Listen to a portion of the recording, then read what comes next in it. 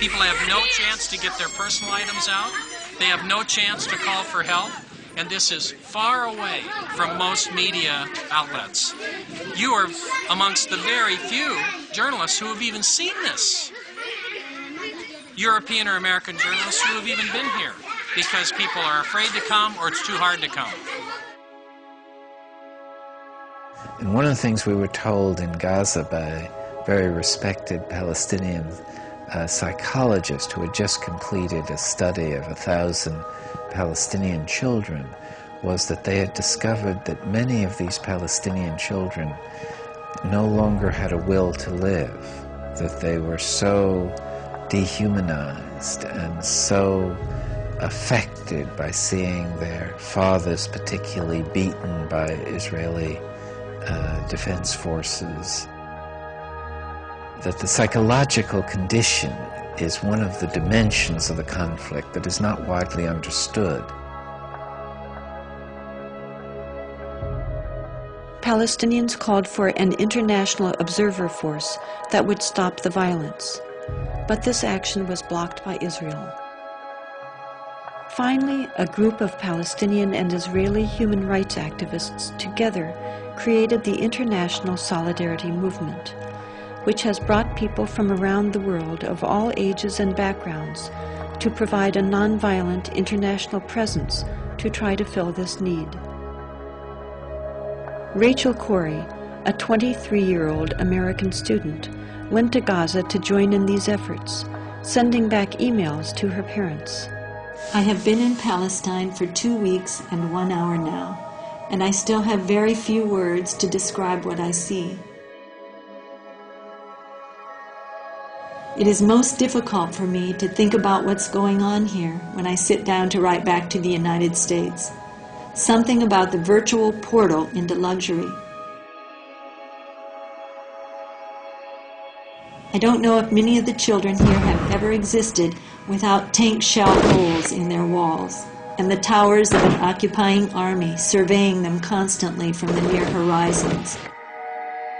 I think, although I'm not entirely sure, that even the smallest of these children understand that life is not like this everywhere.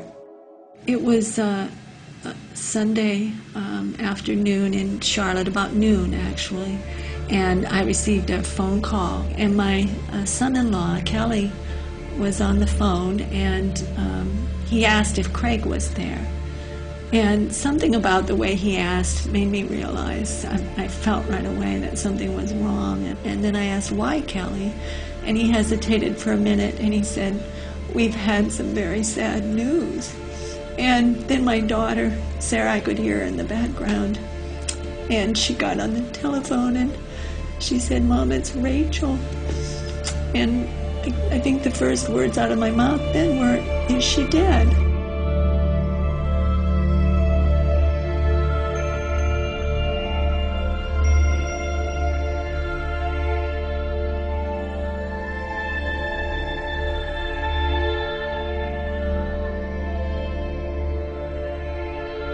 We were opposing the demolition of farmland and other property, Palestinian property, by Israeli destruction forces and bulldozers.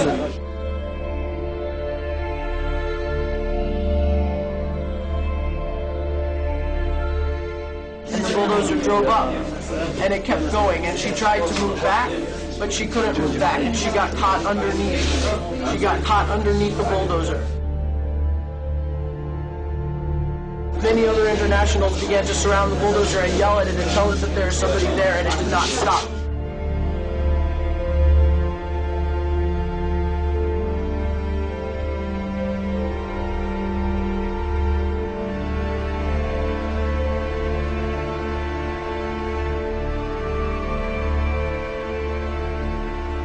Where Rachel was killed, she was protecting a doctor's home.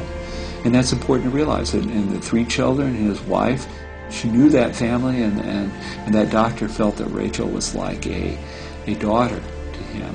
He bought that house. It was in the middle of the neighborhood. There were other rows of houses between his house and the border. Those other homes, those other streets were all destroyed, and now it was his turn. And I've had people say, well, she was in a war zone, and Cindy points out that war zone is people's neighborhoods. Those are children. I'm here for other children. I'm here because I care.